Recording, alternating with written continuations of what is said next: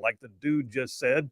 Solid, conservative, and just plain right. Well, welcome to Monday. Monday all day long. Did it feel like a Monday? Sort of felt like a Monday to me, but it's also Meatloaf Monday. I think I'll try the meatloaf sandwich. Yeah. Do you know what that is? Yes, meatloaf. What is it? I'm only asking in case I have to describe it later to a doctor. Look, it's nutritious. It's delicious. Made out of ketchup if you want. I couldn't care less. Meatloaf Monday. And pushing buttons on the board with visions of Meatloaf dancing in his head. That'd be JP. Hey, buddy, how are you? I have visions of Meatloaf dancing in my head every night. Every single day. It's like how people have the sheep that they count. Yeah, I count Meatloaf. You count Meatloaf. Yeah. All right. I know, by the way, after we talked about it on the air last week, I got a call from Uncle Mickey. Oh, really? Yeah, he said, I heard you guys were talking about my smoked meatloaf. And I said, yes, we were. And we want to know why we've never had it. Yeah, exactly. And then I said, if you wrapped it in bacon, I would probably drive up there. He goes, I always wrap it in bacon. I said, okay, tell me when. Yeah, next time we'll be up there. All right, welcome to Meatloaf Monday. We're glad you're with us. We got a great show laid on for you. Coming up at 3 o'clock, frequent flyer on the show, former U.S. Attorney Jay Town going to be on the air with us, breaking down the issues of the Biden cover-up. I mean, it's look, every single day, it's like I think what's happening is there is a deep-rooted panic right now within those insiders who tried to do the cover-up, who realize the jig is up and they'd better start getting the story out there and trying to control the flow. And so, my gosh, every day it's something new. We're going to talk to Jay Town about whether or not there is any legal action, any special counsel that ought to be involved. And yeah, we'll talk to him about that at 3 o'clock, coming up top of the beginning of the second hour. And then I got a triple dipper just filled up with stuff. So hit it, man. The Triple Dipper. 3 stories you've got to know. That's right. The Triple Dipper. 3 stories, 3 themes, if you will, that you got to know as we run today's show. First out the gate, I'm just calling it Who Knew? Who knew? Who knew what and when? All right. Who knew what and when? That'll be the subject of my monologue in a minute. And the first dipper is I want to know who knew what and when. How big was the cover up? How did they get away with it? Why are we not seeing heads roll yet? Well, I got news. I think we will. But we'll talk about that and the details of who knew. Number 2, I just called it, did you see that? I'm watching right now on the news right now about the ship that crashed into the Brooklyn Bridge. I mean, this is a weird news weekend, y'all. It was like one strange, singular story at a time that just seemed to keep coming out, and they were all newsworthy. And I thought, you know what? I'm going to do a rundown on some of those. I'm going to call it, did you see that? Because there was a whole lot of times when any one of us could have looked at some news story and gone, hey, did you see that? And like I did for the show, I looked at you and I said, hey, did you see the thing about the Mexican ship crashing into the bridge? Did you see that? We're going to do number 2 on the Triple Dipper. Did you see that? And then number 3, assuming we can get to it, Blue State Madness. Y'all, there's a pile of jackassery out there in the blue states. I got a whole list of jackassery. The Blue State Madness is unreal. And if you think that woke has gone away, you're wrong. But at the very least, we've made it isolate itself. We have sort of put it into quarantine in some of the blue states. We'll talk about what that means in number 3 on the Triple Dipper, Blue State Madness. All right, well, let me jump on into today's Rightside Way opening monologue, and I'll remind you guys that attorney Stan McDonald, partner at the law firm of Wilmer and Lee, 30-year veteran in the practice of law. Stan McDonald, longtime conservative, is the daily sponsor of the Rightside Way monologue, and I'll tell you more about Stan here in just a minute.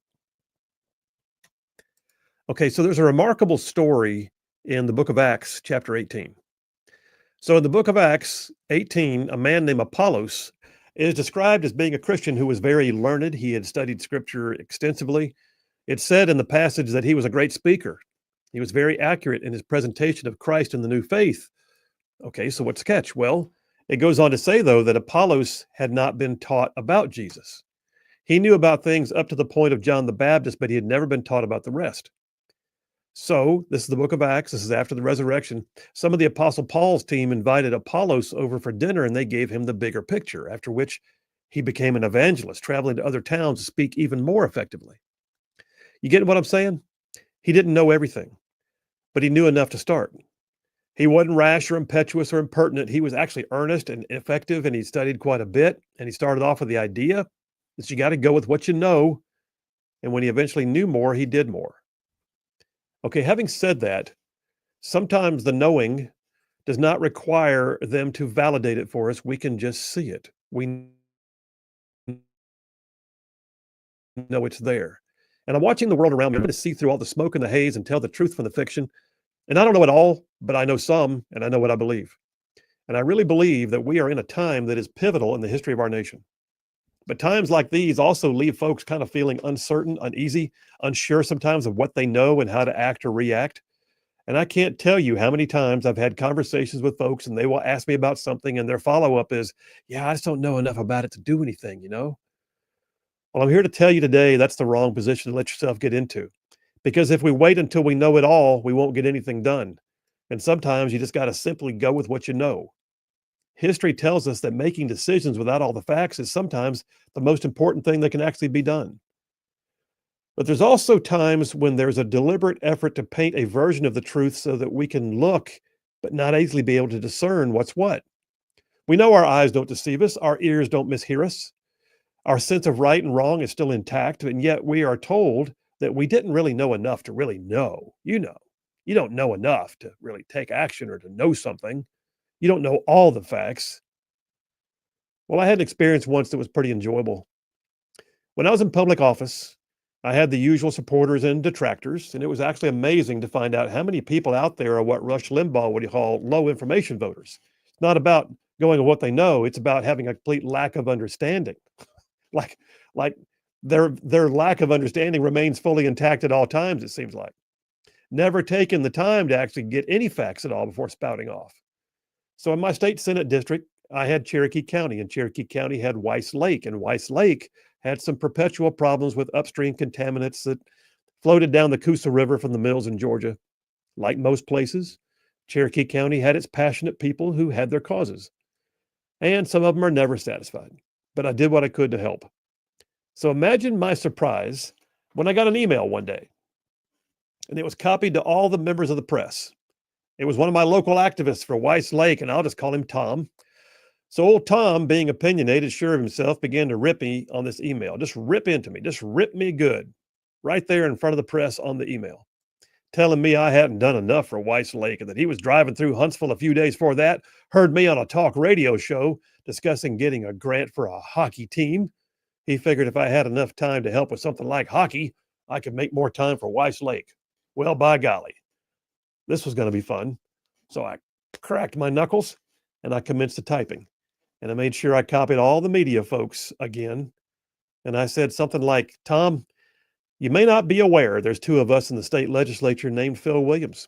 And the other guy is my friend Phil Williams, who serves in the House from Huntsville, and I serve in the Senate. I hear he's a big fan of hockey. And then I commenced to remind old Tom of all the things that I had done to actually help Weiss Lake. Within minutes, he wrote me an apology that was almost stammering in its typed out reply. And one of the members of the media chimed in and said, ain't it funny what people don't know they don't know? It was an epic moment. But listen, too often we get the opposite, right?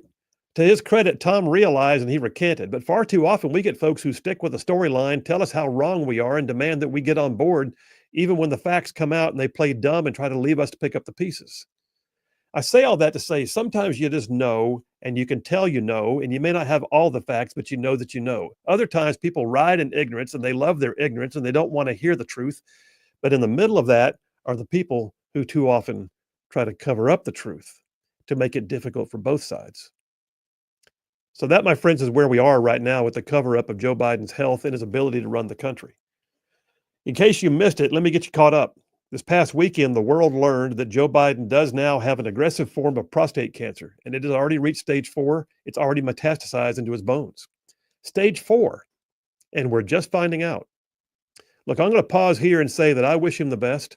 I hope he beats it and lives on to enjoy his twilight years in good health. I do. I also hope that those that perpetrated the greatest fraud in the history of modern politics go to jail. Because the storyline that we were fed over and over was that Joe Biden was sharp as a tack, able to run rings around his staff, fully in command of the White House and running the free world with an authoritative hand. But we could see it. We could plainly see the problem. So we were told, no, it's a speech impediment. That's just old Joe being Joe. You know how he is, they said. charmy, witting, self-deprecating. Never mind how many times he literally fell down in public. I mean, like fell down, or lost his train of thought, or couldn't find a word, or took another vacation weekend, or called a lid on his day at 2:30 in the afternoon. We could see it, but we were told not to see it. And then special counsel Robert Hur was finally allowed to interview Biden regarding the absolute fact that he had classified documents scattered all over God's creation. And it went so badly in the interview that Hur issued a statement saying he would not press for an indictment because Biden was just an older man with a failing memory, apparently. Basically, what he was saying was Biden would have made an incompetent witness in his own trial, a spectacle, a debacle. So they lied some more and told us that Hur was being partisan, that it was malpractice for him to issue such a statement. Kamala Harris got out there and said, my experience as a prosecutor tells me that was malpractice. Well, then the debate happened. The debate. You know, I don't have to give you a date. You know exactly what I'm talking about. It was the debate. Biden imploded on national TV, and the Democrats and their mouthpieces in the media couldn't keep the lie going. And now Jake Tapper has his own tell-all book coming out, which I'm sure will not implicate himself as being somehow complicit in the cover-up. But yes, the book hits the shelves in the coming days, and then suddenly, right before the book comes out, the same outlet who has Jake Tapper's co-author working for them, Axios, got a hold of the audio of the Biden interviews with special counsel Robert Hur. And when you hear the audio, it's even more awful. So much more awful. To hear an audio version as Biden sleepily stumbled and rambled his way through the interview with aides having to even chime in to give him key details like what year his son died. So now you have the book and the audio tracks and the debate. It's all coming to a head and heads need to roll. So cue the sympathy-inducing diagnosis of prostate cancer. Let's change the dynamic, quick. They won't pick on him hard if he has cancer. They won't deride him, or dare to question him, or his wife, or his staff, or his media buddies if they're all taking care of the man who has stage 4 cancer. Never mind the fact that stage 4 cancer that metastasizes into your bones usually takes several years to get to that point. Did they really not know? All God's children know that he had the best medical treatment in the world. Nobody in the world has a better daily medical care plan than the president of the whole United States. He has a doctor who lives down the hall from the Oval Office. He has medical staff. He has Walter Reed Medical Center. He has personal helicopters to whisk him away whenever needed. And nobody saw cancer? Nobody? Like ever? So medical pundits have now been weighing in, throwing shade on all this. And I'm not an MD, I'm not. But I see what I see and I know what I know. This is another in the myriad of cover-ups. How long has he had it? Who knew what and when? Was the plan to just keep going to his personal doctor in Rehoboth Beach, Delaware every weekend to get infusions and just pretend it was another vacation?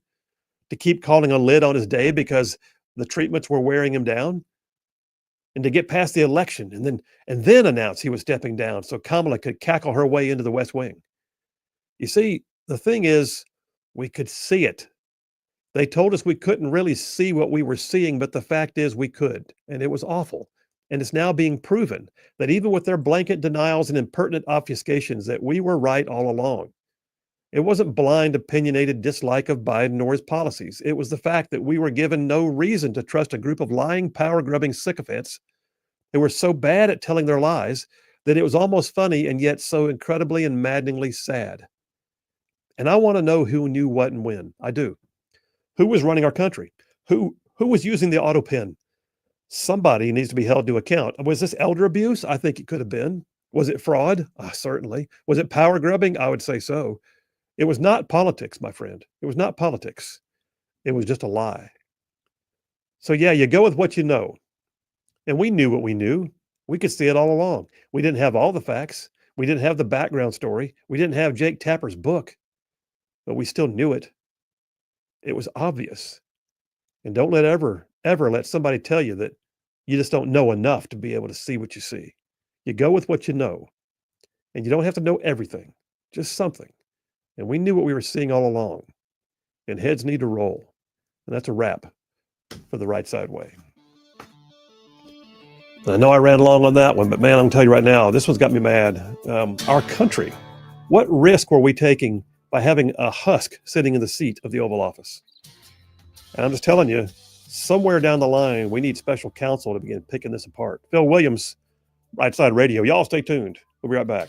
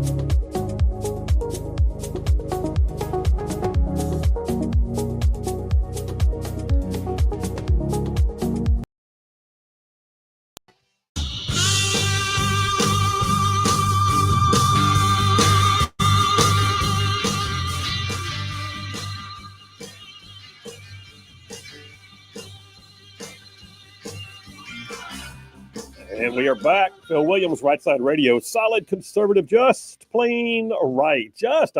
Man, pulling pins on truth grenades. That's what we're doing. I got to go to the text lines and all that, and it's going to be a very short segment because I ran long on my monologue. That one just kept on going. I didn't realize, but maybe it was just the passion. I got to quick tell you, though, about attorney Stan McDonald. So, yes, attorney Stan McDonald is a partner at the law firm of Wilmer and Lee out of Huntsville, a 30-year veteran in the practice of law. And y'all, he's a daily sponsor of the Right Side Way monologue. And I know Stan personally. I happen to know for a fact that not only is he the kind of lawyer that can do a great job for you, legally speaking, he's also one of us. He's been in the trenches in the conservative policies and politics that Right Side ruffians care about for years. So, yeah, attorney Stan McDonald has represented his clients in literally thousands of real estate transactions over the years. He knows how to represent you in every local, state, and federal court. And I like to say, when Stan McDonald's on your side, you're going to have no greater friend. Likewise, your adversaries would have no greater foe. So, that being said, let me tell you how to reach him in case you need an attorney in North Alabama. Here's the deal. Stan McDonald, the law firm is Wilmer and Lee. He's an America First family man. And his phone number is 256-479-3020. That's Stan McDonald, 256-479-3020. Tell him you heard about it on Right Side Radio. Oh, yeah. No representation made of quality legal service, be form is great quality legal service for other lawyers, something about other lawyers. It was so close. Dadgummit. I'll also give you like a 9 too, though. Really? Yeah. You're throwing me a bone on that. No, you're good till the end. So something about legal services aren't as good as the quality of your legal services performed as other lawyers, or maybe equal to, or something, or better. Like, I'm really going to advertise a guy who's just a huckster of a lawyer. Hey, it's your people that mess that up, the lawyers. Whoa. Did you just? Okay. All right. While I sit up from the studio and make JP do push-ups for that last insult to my legal profession, we'll take a break. We'll come right back. Phil Williams, Right Side Radio. Y'all stay tuned. We will be right back.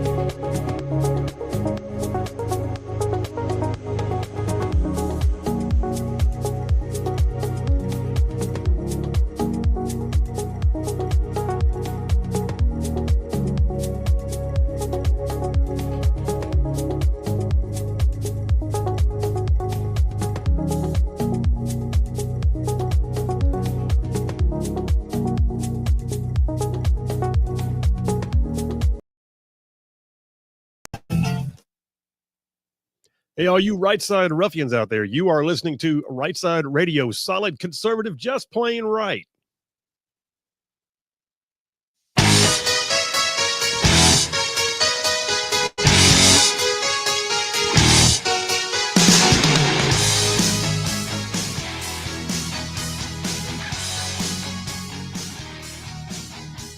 And we are back. Phil Williams, Rightside Radio, solid conservative and just plain right. Just covering down on some major ground across the southeast U.S. of A. Y'all, I'm talking about this show. Whew. I mean, it goes from like Huntsville back over to Chattanooga. I'm talking about from Tuscaloosa back over to Gadsden. I mean, down to that loveliest little village on the plains we call Auburn, straight across the border from there to what we now get to once again call Fort Benning. Fort Benning. I was there this past weekend.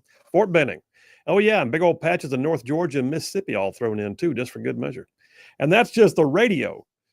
I'm saying, that's just the radio. And we the online audience, we got people everywhere, and we love you. And I tell you what, anywhere in the whole wide world, go to the World Wide Web, you can stream this show from where you is, right there on your phone. If we're there, you're there. That's all good. So check it out. You can go to rightside.media.org, or you can go on YouTube, Rumble, X, Facebook, stream the show live. You can see the inside workings of the studio. All good. And we love the audience. Thank you so much for what you do to make this show work. I got to tell you, too, we got an exciting new development here. Brand spanking new in the lineup of podcasts that we have here. First of all, the new stuff's out. Birdman had a new one, came out Friday afternoon. Birdman's Right Click podcast. Sunday night, we had the new one from Emily Jones with Moms for Liberty. The Controversial Mom podcast just came out. JP just posted his today. That is the Out of Right Field Sports affiliated podcast. And then starting tomorrow evening, brand spanking new, never been done before. Can I hear a little bit on this? We're opening up the Just Right podcast with Phil Williams. That's me. The Just Right podcast. Can I have some applause for that one? Thank you very much. Yes. This is going to be a long form podcast. It's going to be like if you have time to talk to somebody and really unpack it and get down to the weeds on stuff and find out about the details of life and why their story is so amazing. And the goal is that we're going to have these long form podcasts coming out roughly every week. And the first one comes out tomorrow night. The Just Right podcast will be up on our media. You can find it on our YouTube channel, especially. And this first one's going to be an interview with Jared Hudson.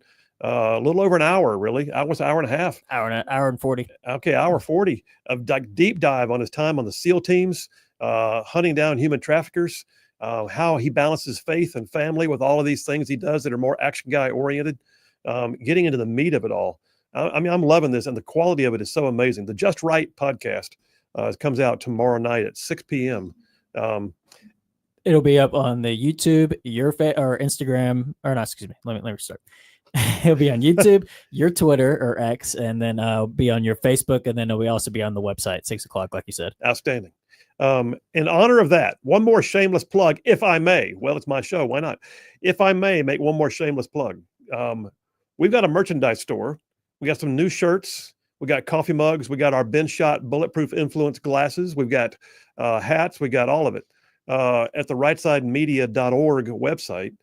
And since we have the new Just Right podcast, we are putting a promo code on everything. 10% off of anything you buy, 10% with the promo code Just Right. So there's your promo code, Just Right. Buy some merch, 10% off. Heck, why not? Looks like a good way to get a cup of coffee and 10% cheaper than normal. I'm going to go to the phones before I do anything else. Text lines are open, 833-687-4448. That's 833-68-RIGHT. But let me do the phones first. Wolverine Dan. Hey, buddy. How are you? Well, doing quite well. I haven't called in a while. I've been out west. I hit Wyoming, Iowa, Nebraska, South Dakota, North Dakota. And, Wow. Everybody listen to this. I know with the Joe Biden thing, all the cover up and the way the government, the liars and cheaters that represent this country, not all of them, of course. But don't be discouraged, because when you take a trip out west and see the Badlands, you just see everything out there. It's wide open, beautiful, pristine land, absolutely gorgeous, God's country. And God did a wonderful job with this country, making a painting on a canvas that made this country so pretty. So don't be discouraged because you see like Mount Rushmore. You know, I saw that from a distance, and we had some good information on how to look through these tunnels on the other side mountain that was in front of it. And we had some beautiful, beautiful pictures. And I'll say this in my closing. I think Mount Rushmore needs to be changed slightly. Let's start with an order of when they were president. We'll go Washington, Jefferson, Lincoln, Roosevelt, and there's a big spot for Donald Trump. I gotta put him up. But listen to me, I'm telling you, don't give up on this country, people. Go out west and see how beautiful God painted his canvas. We are so blessed to be in this wonderful country that we live in freedom. And there's people that are nasty, and they're going to always be that way. And my wish to Joe, yeah, I heard he was sick. And this is a Christian feel. The first thing that came in my mind was, please, Joe, get right with God, repent, confess your sins, because if you don't, Joe, you've got a lot of them. You're going to go straight to hell. Okay. Wolverine Dan, that was a good ramble, brother. Appreciate you, man. Glad you had a great trip. Bro. See you, man. He was feeling it today, wasn't he? I do Oh, second that though. We made a trip out west last summer. And Oh, it yeah. is awesome. oh, listen, Montana, Yeah. California, Colorado. You're talking about those. Now I love Alabama where we are. It's amazing what you've got right down the road from your own house, but sometimes you got to get out of what you're used to and go realize the expanse of what we have. He's right on that. God painted on a big canvas. I saw this, by the way, this, as long as Wolverine Dan has me chasing rabbits, I will say, I remember distinctly reading something one time about a British weatherman who came to the United States on vacation. And he said that he was used to giving, he always knew the United States was big. He never realized how vast it was until he came here as a weatherman. And he was used to saying, rain tomorrow. And that was for the whole country or part of the country. And here he was watching multiple fronts at multiple places all around the same nation. And he thought, drastically different. All right, let me get a few text messages and get that going. Ruminating Rocker from Flint Creek says, can everyday citizens hire thousands of lawyers across the country altogether to sue the people in the White House responsible for the fraud they perpetrated on us? Well, I don't think you're going to have to. I'm pretty sure we're going to watch the Department of Justice with Pam Bondi and President Trump sitting in the White House have a little something to say about it pretty soon. So stand by for that. Stephen from Athens is saying our sound is off, but you already got that taken care of, right? All right. John from Huntsville says, Phil, awesome monologue. Also, JP, did you see Scotty Scheffler run away with the PGA championship, even though he complained about mud balls? And did you know he gets $3.4 million for coming in first place? I did.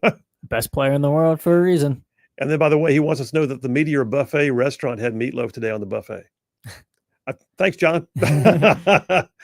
Brian from Huntsville says, one would think that Obama would have detected Biden's prostate problems while he used Biden as a puppet for years. Wow.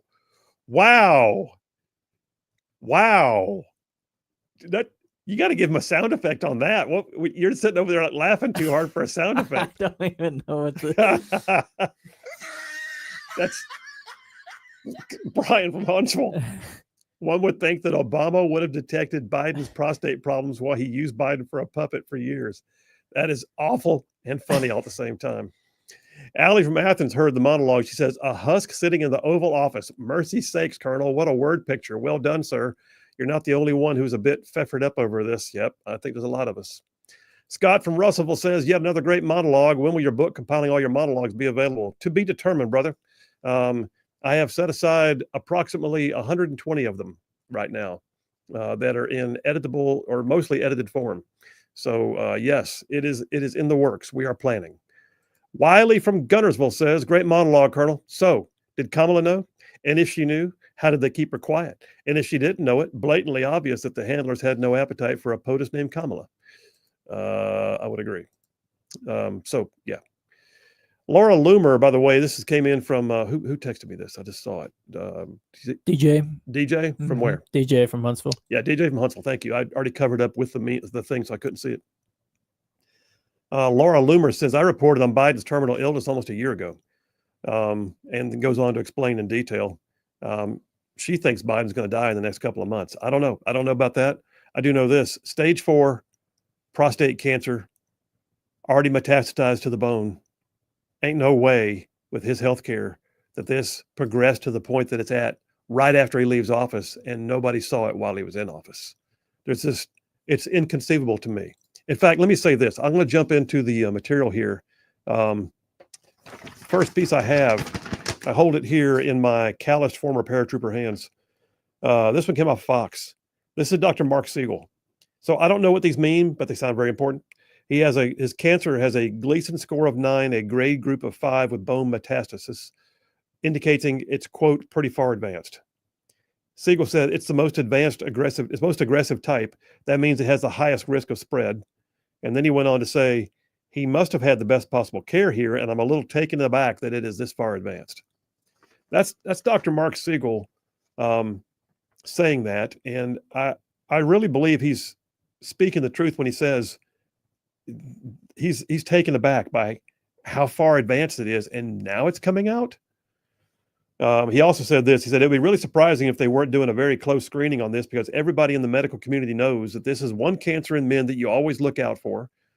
And he doesn't seem to have a lot of the risk factors, but age is enough. And he's 82, and that alone is a big risk factor. So the bottom line is something reeks here. Something smells to high heaven.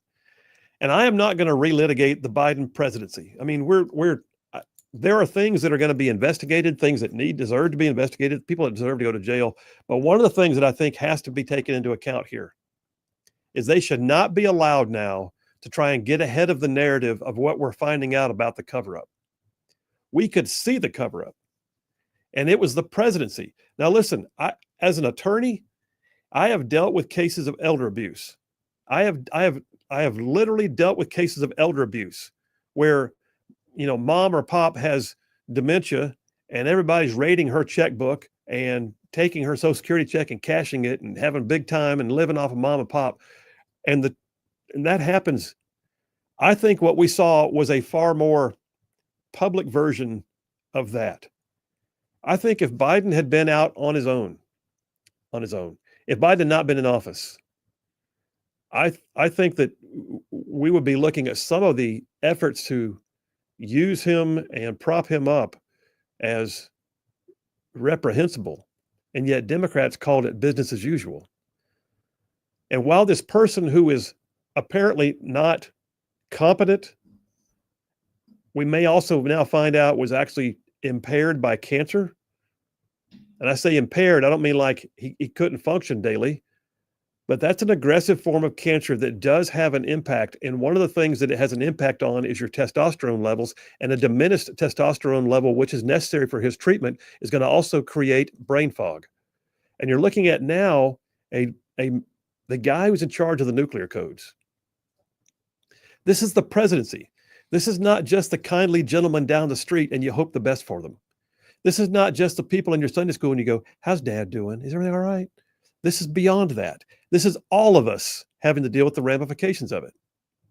And the idea that they would do these things and use the auto pen blatantly. And listen, I've got story after story here in my stack of stuff, if I can even get to it, that talks about the extraordinary lengths they had to go through to keep this covered up. Whether it be his family members, his chief advisors, or even Democrat leaders. Y'all, there's going to have to be some accountability here, because you just don't do that with the safety and the well-being of hundreds of millions of people. You don't prop up a guy and make Weekend at Bernie's the presidency. You just don't do it. And the risks they took with our safety and the gerrymandering they put on our economy and the fallacies they portrayed on the world stage and the endless amount of backlash anybody got for daring to question. I mean, Jake Tapper himself right now is about to make probably millions selling this stupid book. And that book really ought to be something called Looking in the Mirror.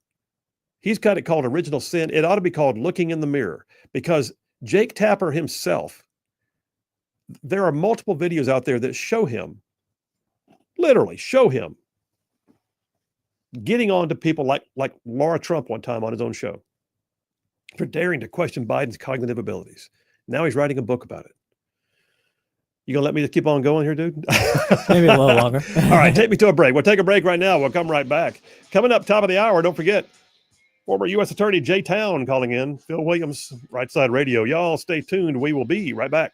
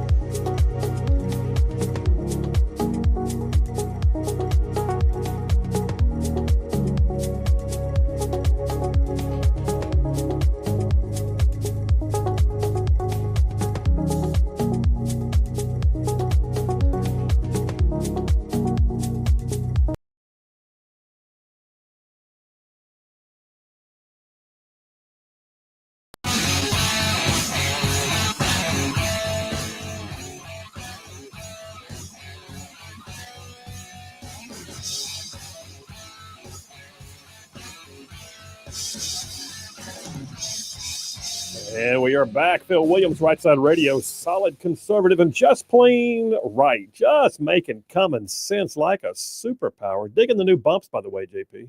Digging. Thank you, sir. Digging the new bumps. Good work on your part. That's a lot of work on your part, by the way. Yeah, it was. Hey, you didn't say that. It was. Jeez. Do some more push-ups. All right. Hey, listen, what's crazy is right now, I think part of what's happening is there's a general freak out on the Democrat side. Just generally speaking, they know they're going to get beat up. I think part of the reason why we're seeing like the diagnosis. Okay, let me back up. I got two theories on why the prostate cancer diagnosis came out. One is try to defeat the big news of the Jake Tapper book, because you're getting little glimpses of what's going to be in the Jake Tapper book. Little advanced readings here and there are being reported on. And then Jake Tapper is going to make the book rounds, and he's going to be doing all the speeches and the things and making his millions. And the Biden camp is freaking out over it. So it's time to change the narrative. Quick, roll out the sympathy vote.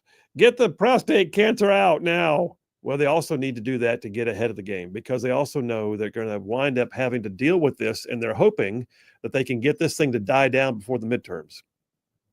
Because what we're watching here is not something that just happened with a little tight-knit group of people in the White House. Shh, just us, just a little tight-knit group.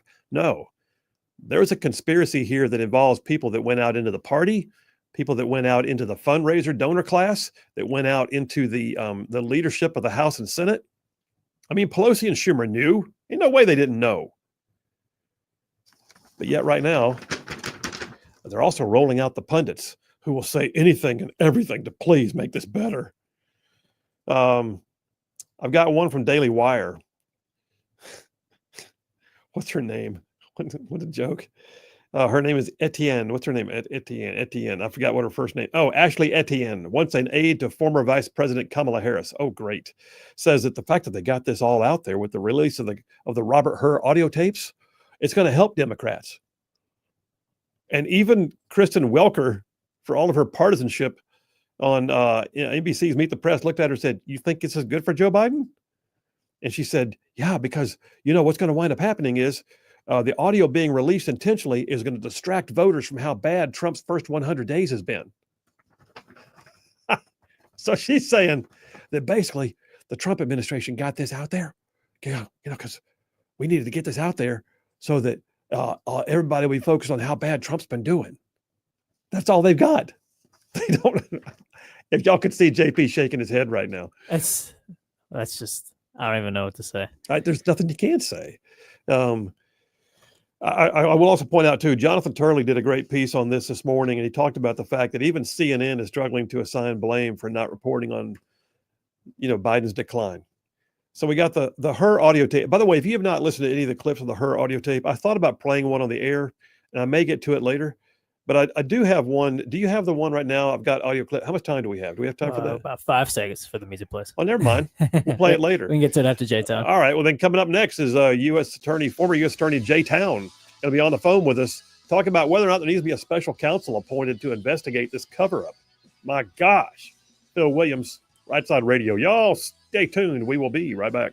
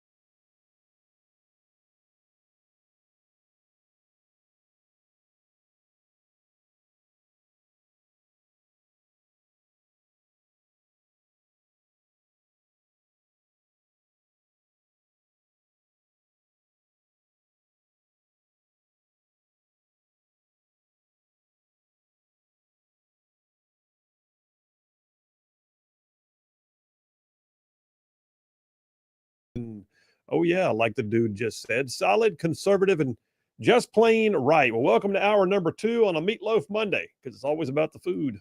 But right now, what it's also about is this strong perception, reasonable expectation that there's been a cover-up.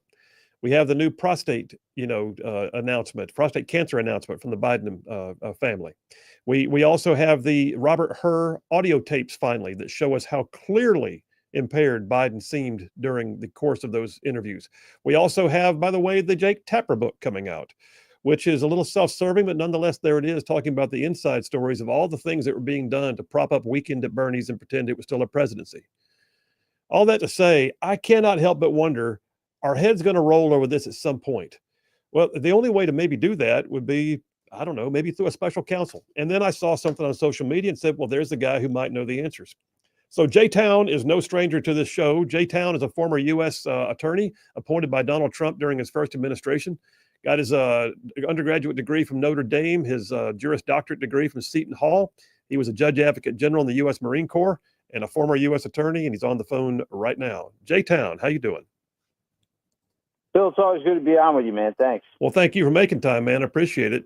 Hey, listen, I saw you on social media yesterday, and you were like speaking my language. You suggested that there needs to be a special counsel. But first of all, how does that work? Tell folks what a special counsel really is and does, and then how would we apply that possibly to this Biden cover-up?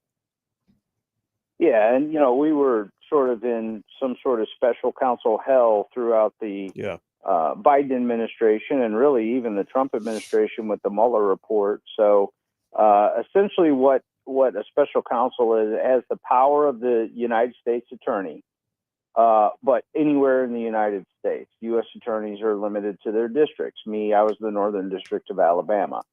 So a special counsel, if they were appointed, which there's a statute that allows them to be appointed by the Attorney General or by the Deputy Attorney General, can then convene grand juries and start sending out subpoenas and digging into whatever issue that special counsel either is appointed to dig into or comes across along the way.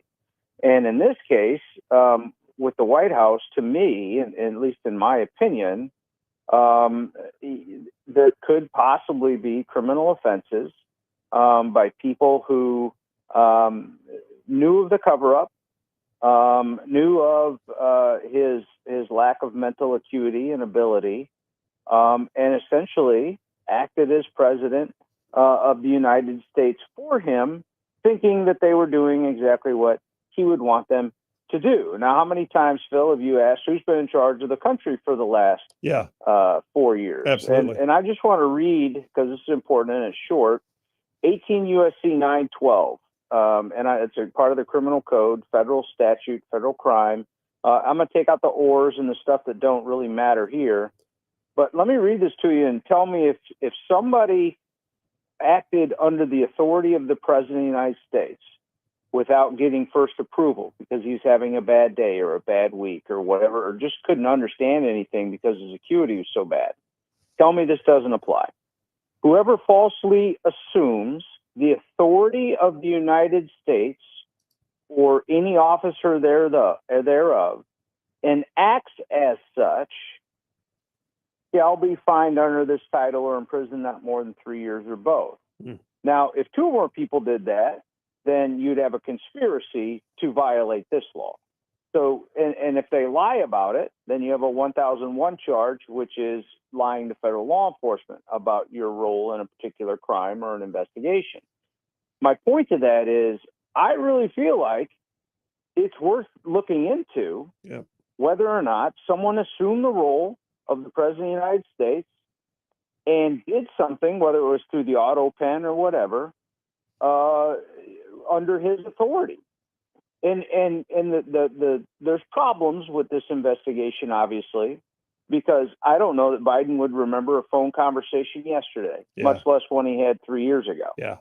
But it's certainly, there might be some email trails, text messages, Teams messages, whatever, Signal. And I just feel like this is a massive cover-up. He didn't get stage 4 prostate cancer that has metastasized to his bones in the last 110 days. My guess is he's known about this for quite some time, and his mental acuity's been bad since he ran in 2020, and everybody knew it, including his wife, including his chief of staff, and including his staff inside of the White House. So the evidence has been before us this entire time. It didn't come out in the CNN debate with Trump. We knew it well before then, and I think a special counsel.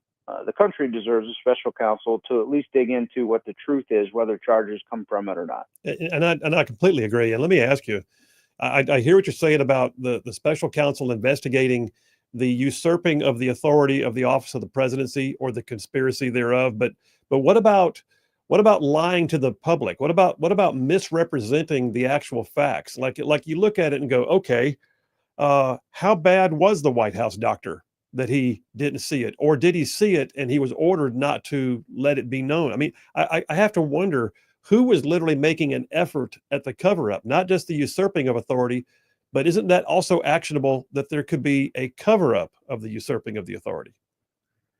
Well, and now you're talking about military officers, so you're talking about courts-martial. Yeah. So that goes along with the Joint Chiefs and Milley and everybody else who maybe were just doing things. I mean, there's a reason why the Secretary of Defense took 2 weeks off, because he was sick and didn't tell anybody. There's nobody to tell. The president ain't there. He's not. He wouldn't remember if I told him. I mean, there are common sense rules that just sort of factor in here. But a medical doctor, you wonder if the president said, "I'm not going to let you test my prostate." And he was getting private treatments in Delaware, which is maybe why he was going home every 2 weeks. Right. Who knows? Well, I look at that too, and I think the same. I can't help but wonder. And of course, we're speculating. And even, Scripture talks about destroying speculations and every lofty thing raised up against the knowledge of God. And I get that. But I think God also gave us a brain, and we can also look at things and go, well, that's pretty obvious. In this right now, let me ask you this. There's always going to be the talk, and they said that Trump would lash out at his enemies and he would set up a tyranny of, he would expose things, and he would crush his enemies using lawfare, like they didn't try to do that with him. But do you see Attorney General Pam Bondi actually appointing somebody as special counsel? Do you perceive that happening? Well, I mean, I'm not going to put any thoughts into words into General Bondi's mouth. I think she's an excellent Attorney General. If she decides not to, then she has good reason. This is nowhere near the totem pole of lawfare, however.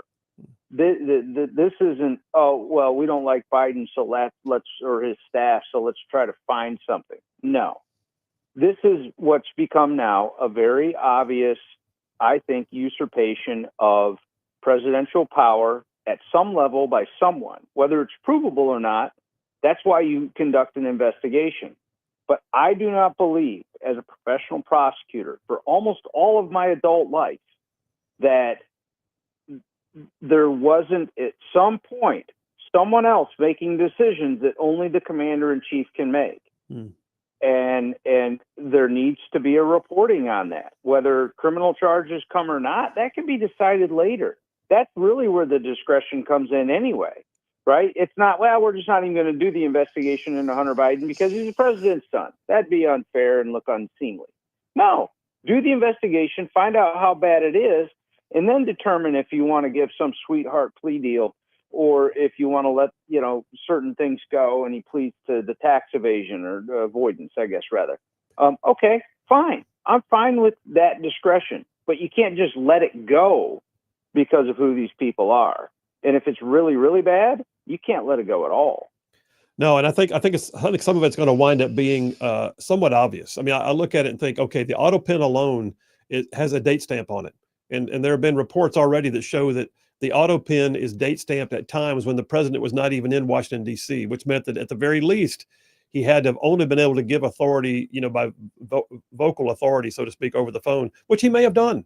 But I would think there would have to be something a little more paper trailish to make sure that was locked down tight. But right now we're seeing the auto pen signing things while he's not even in town. And so yeah. And not only that, but I mean, wouldn't you, as the guy calling for the auto pen authority, wouldn't you want to paper I mean, you're signing an executive Darn order right. or a pardon through I'm going to cover my hindquarters No kidding. by saying at this time, on this date, I spoke to the president and he ordered me or directed me to or gave me authority to X. Okay. I mean, there should be a log of that. If there's not, then now you got to recreate with phone records and emails and things like that. Did they even talk leading up to that moment, right? Or was it just passing in the hallway? Is that the excuse, right? Somebody whispered to somebody at some point. I just kind of do things because he can't remember if he told me yes or no. I'm telling you, it's hard to believe this guy was in charge of the country 4 years. Yeah, it really is. And in fact, I don't think anybody really believes that anymore. Hey, last question for you. We got about a minute and a half. The appointment of a special counsel, do they get appointed with staff and all the assets necessary and become like a mini U.S. attorney's office where they got everything they need? Or are they running solo and scrambling on their own to try and pull things together? What do they get? They get to pick their staff. In fact, unlike a U.S. attorney, I'll have you know, and so they can pick a team of lawyers, investigators, even have somebody in charge of public relations to field those questions from media. And so, I mean, it swells to maybe 15 or 20 people, depending on the investigation. The Mueller investigation was massive, found nothing. It was a waste of time. Rob Hur's investigation was less than 10 people, which was the subject of the audio that we've seen come out. So you never know. I mean, you don't want too many people in the room for sure, but there is some independence there in staffing. Well, we'll see where it goes, man. But I think you're on it. And if you get appointed, let us know. All right. I'll do it. All right. Hey, Jay Town, former U.S. attorney. Appreciate you. Thanks for your time, man. Semper Fi. See you, Phil. Hoorah. All right. Well, listen, that's an interesting dynamic. We'll come back, and I've got a little bit more on this topic, and then we'll move on from it. But it's y'all. And by the way, a bunch of y'all texting in. I'll get those too. Phil Williams, Rightside Radio. Y'all stay tuned. We'll be right back.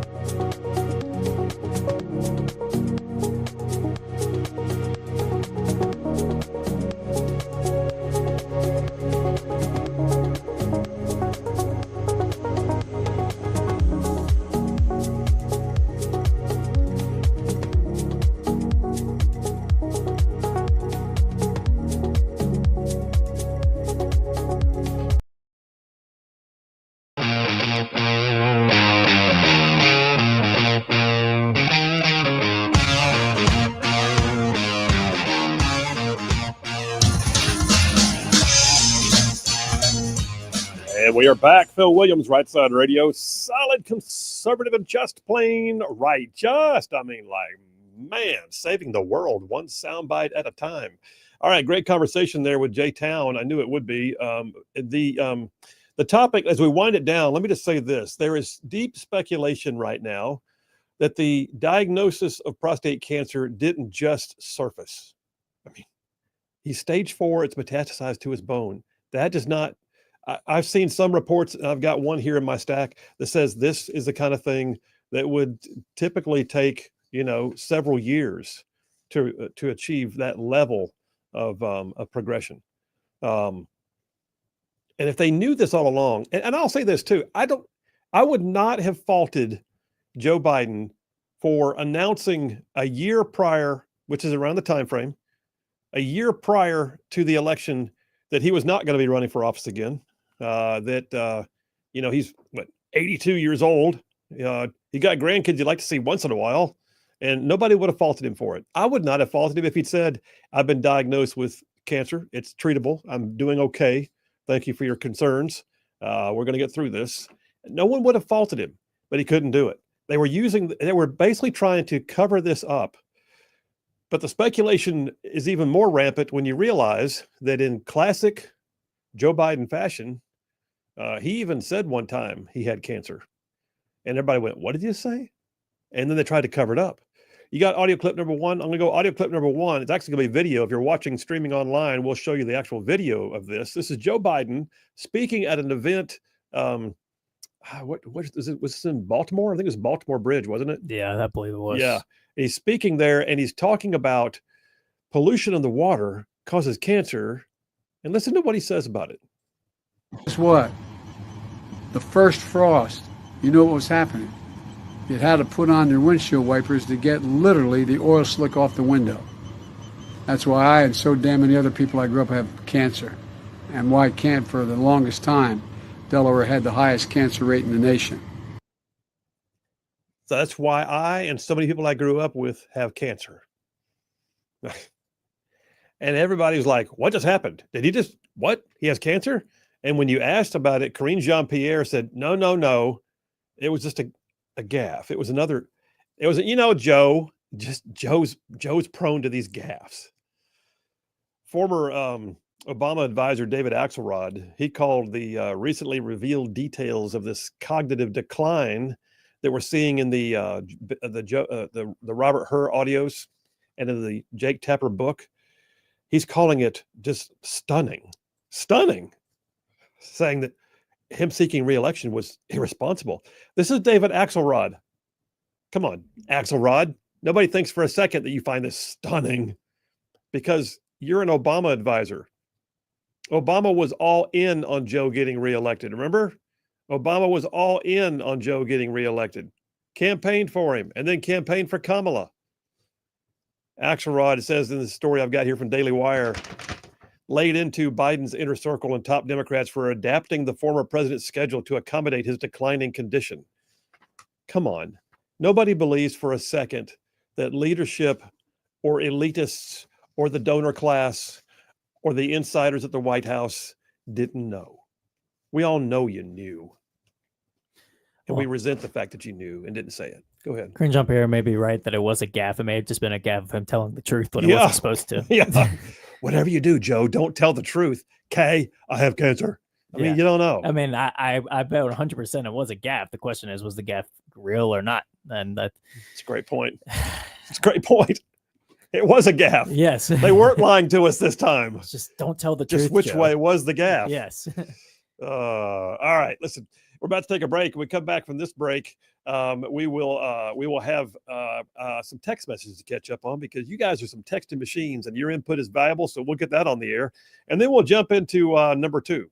It's just a rundown of stuff. Like, this was the craziest news weekend. How many things happened?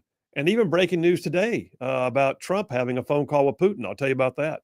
So yes, lots of news, lots of doings, lots of things that when you're talking to people, someone's going to say, "Did you see that thing?" Well, I'm going to run down some of those with you. Phil Williams, Rightside Radio. Y'all stay tuned. We will be right back.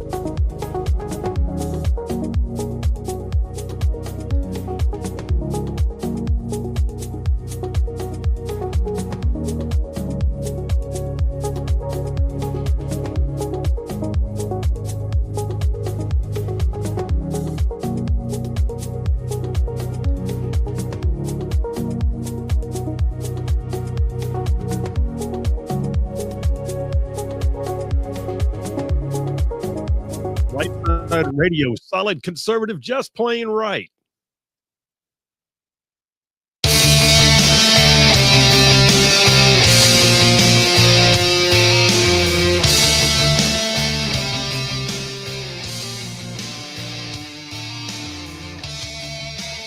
And we are back. Phil Williams, Rightside Radio, solid conservative, just plain right. Man, covering down on some major ground across the southeast U.S. of A. Y'all, I'm talking about this one right here. I'm saying it goes from like Huntsville back over to Chattanooga, from Tuscaloosa back over to Gadsden. I'm talking about down to that lovely little village on the plains we call Auburn.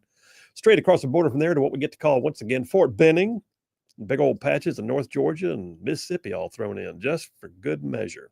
Oh, by the way, that's just the radio. That's just the radio footprint. Then there's the online audience. Thank you all who download the podcast or live stream the show daily from Rumble or Twitch or Facebook or X or YouTube or even on our website, rightsidemedia.org. Got big news. I got to make some news. You ready? Some news. Here we go. Let me have some. You have a drum roll sound effect? I don't think we do we? We don't. What kind of sound effect you got that sounds like we're going to have big news? Give me a big news sound effect. What do you got? Pick one. Big news. Okay, here we go.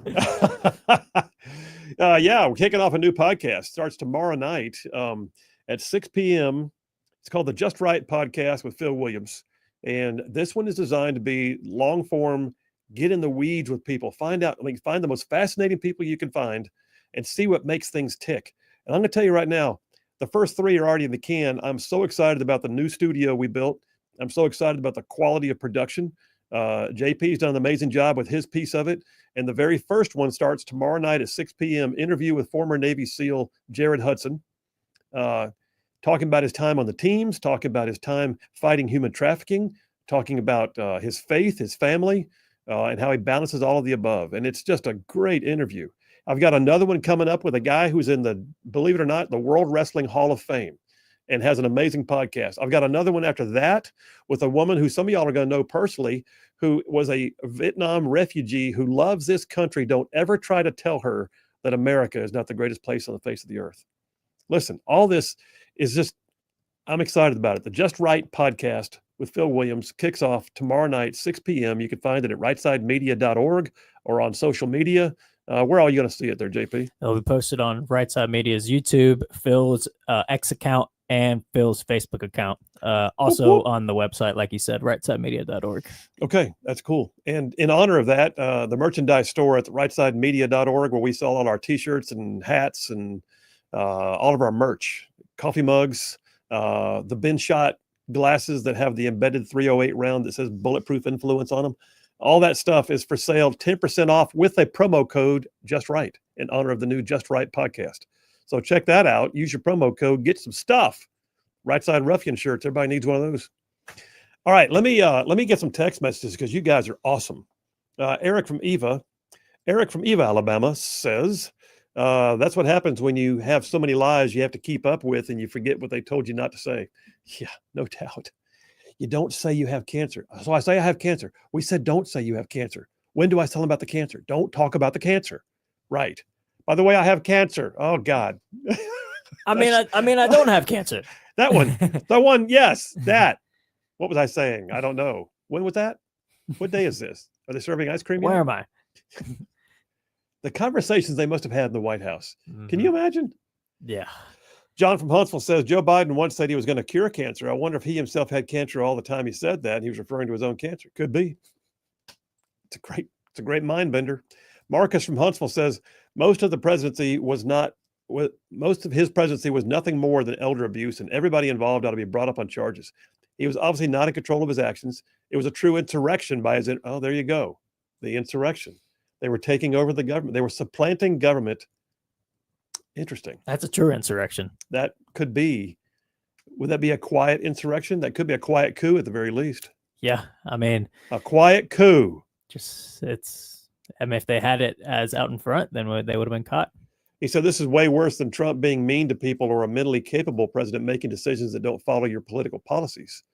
This is a major problem that most of our nation knew he could not perform as president, and he still sat there in the office. Marcus from Huntsville. Thank you, man. Well, so another part of Jake Tapper's book that was probably the craziest in my opinion was that George Clooney. You remember the event that George Clooney afterwards was like out open about? We need to find somebody new. Yeah, because it was such a bad event that George Clooney was at. Well, apparently backstage beforehand, Biden didn't even know who Clooney was when he was talking to him. he was standing there talking to him for several minutes. Yeah, he was talking to him, and he seemed like he was kind of trying to figure out who he was, and the aide had to come up to him and go, "It's George Clooney," and he goes, "Oh, George," and they've been friends for like 20 years. Like they've known each other for decades, and that's just amazing to me that he's sitting there talking with him for 5 minutes, doesn't even know who he is.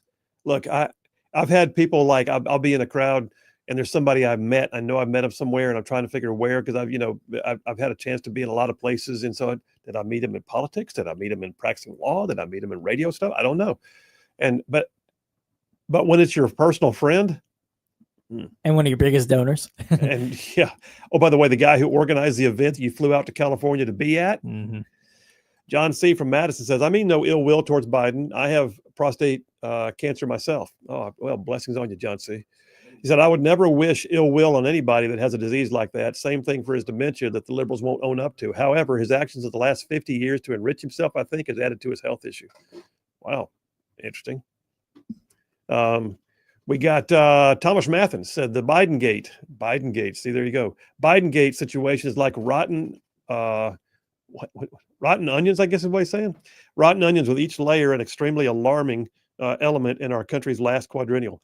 It's reminiscent of the extent to which the USSR would cover up the condition or even the life existence of the premier, while others ran the government secretly with the big time collusion of state media Pravda. Yeah, no doubt. All right, I'll get some more of these. I got a string of texts that I haven't even gotten to yet, but let me go to the phones real quick. Is that Sparky? Sparky from Harvest. Hey, buddy, how you doing? Hey, good afternoon. Great show. Thanks, man. Maybe George Clooney needs to ponder the notion that maybe he's just a forgettable guy. Hey, everybody over the last weeks has been using the expression cover up. Oh, they covered up Biden's decline. The reality is you can't have a cover up when everybody sees the truth. We all saw the truth with our own eyes for 4+ years. Yeah. What there was a full court press by the mainstream media and the administration and senior Democratic quote unquote leaders to humiliate and ridicule and get angry at all of us who pointed out the truth. There was no cover up. That's a great point, and I think the majority of that, us on the right, if you will, we knew it. We were calling it out, and you're right. We were being vilified for daring to speak up, and even Jake Tapper himself, who's now writing a book about the big expose, he did the same thing. I remember watching him literally call out Laura Trump and get onto her for talking about his cognitive decline and saying, "You're talking about a man with a speech impediment." It was ridiculous. Well, I've got close family members who are extremely liberal, and their opinion going into the election this last cycle was, we'd rather have that drooling idiot in the White House than Donald Trump. That's how much they hated Donald Trump. And I think the Democrat strategists counted on a majority of Americans feeling that way, and luckily they were wrong. Well, yeah. And how do they like the price of their gas in 401ks right now? I bet they like it better, don't they? Thanks, Spark. Appreciate you, man. Thank you, man. All right, let's take a few more audience participation moments here. Dana from Athens says, y'all know Obama got his third term just like he said he would. Maybe. But I don't think he enjoyed it. Jerry from Decatur says, looks like doctors were involved in the cover-up of the president's physical and mental decline, and the only hope the Dems have of winning the election was pushing a woman that had not been okay, never mind. I'm not going to go down that road, Jerry, but thank you very much. Dave from Capshaw says, what do you got here? He says, another one from the Babylon Bee. Far-right Christian extremists pray for Joe Biden. Nice. In a horrifying display of what could be ever-growing Christian nationalism, a group of far-right Christian extremists gathered earlier today to pray for Joe Biden. I don't know who writes the Babylon Bee stuff, but there ought to be like a Pulitzer for nailing it. I like the one he sent above. It says, Corinne Jean-Pierre insists Joe Biden is cancer-free. Where was that from? Is that Babylon Bee also? Yeah. Francisco from Huntsville says, it's not about Republican or Democrat. It's elder abuse. Jill Biden should not get her government retirement. She's ultimately responsible. She was with him every day and didn't say anything. She just played the game. Yeah, I don't think she's going to get a government retirement unless she gets it from the state where she was teaching for a while. But she's going to have survivor benefits. There's that. Tom from Decatur says, I think the most important cover up is who was in charge of the auto pen the last 4 years. That's felony fraud at the very least. Tom, you're not wrong. Brian from Decatur, Alabama says, the one thing that will keep me voting for a Republican next election is the complete lack of accountability towards the fraud. The one thing that will keep me from I think it's going to keep you from voting for a Republican. So the one thing that will keep him voting Republican, I think is what he's trying to say, in terms of the thing that will keep him from voting Democrat. See what I'm saying? So basically, he wants some accountability. Mm-hmm. Okay. I think we all do. Absolutely. He says, all these accusations and apparent evidence against everything previously stated, but still no one arrested. Well, Brian, you can't just arrest willy-nilly. You gotta build the case, man. So, I mean, I think that we saw that discussion we had, you and I earlier, JP, about people saying, why hadn't we arrested anybody on the Epstein files yet? And Bongino said, because we just only been here 60 days and the thing's huge. Well, I think what Brian is saying is that the thing that will keep him voting for Republican is because of the Democrats' lack of accountability towards their own fraud, theft, and lies. I thought he said he would quit voting Republican if he doesn't start seeing some accountability for all of it. Well, either way, we get you. Yeah. Thank you, man. And then Badger from Athens says, maybe all of them trips to the beach were actually chemo trips. That's the speculation. Seems kind of weird, doesn't it? And I'd like to know, did they keep a visitor log at the, you know what? As a matter of fact, do this for me right now, if you don't mind. Type in Biden residence visitor log Delaware and see if anything. See, I remember a story that they were not keeping visitor logs in Delaware. See if you see something on that. The White House says it does not keep visitor logs at Biden's personal residence. There it is. Why would they not? It's the president who comes and goes. If something happens to him, you got to know who was there, right? And they're not keeping a visitor log. Pray tell, why would that be, JP? Because I don't want to see how many times he went back home and who went back home with him. And did the doctor show up? Yeah. Did somebody come in and hang a bag of something and let it drain into his body and then leave again in the dark of night? Yeah. That is amazing. I didn't know that. That is amazing. That's the memory of a steel trap right there. Last couple, I'm going to take a break. Brian from Decatur says, I practically apologize for my grammatical failure in my last text. Brian Wheatley says, I emphatically apologize. Then he sent me another one. I emphatically Brian, no more voice texting for you, brother. But we still love you. Text in whenever you want to. And then Julie Ruff, Marshall County says, I think they knew. Of course they knew, she said. They also knew Kamala couldn't win. Let's get Joe through and then hopefully win the election. And then when the time is right, he resigns and boom, Kamala's now president. But that plan was disastrous. And we eventually learned the backup plan was also flawed. So of course they knew, she said, all caps. And then she wants to know, any of these actions are criminal? Yes, I think they are. You cannot deceive the public. You cannot usurp the authority of the office of the presidency. You cannot, listen, there were times when he had to sign off on things saying that he had the ability to sign off on things. There's that. And you got to wonder now, did he? And I'm sure at some point there was discussion. I mean, Karine Jean-Pierre held a press conference and talked about how the Biden, I've got it. I threw it away already, but I've got a copy of the press release talking about Biden having a physical as recently as February of last year, and that he was fit for office, said the White House doctor. Fit for office. That's great. By what standard, pray tell? All right, we're taking a break. We're going to come right back and switch gears. New Dipper, got to move on. I mean, good Lord, we could talk about that all day, but I think you get the point. There's a problem. Someone needs to be held accountable. Maybe like a group of someones need to be held accountable. Phil Williams, Rightside Radio. Y'all stay tuned. We will be right back.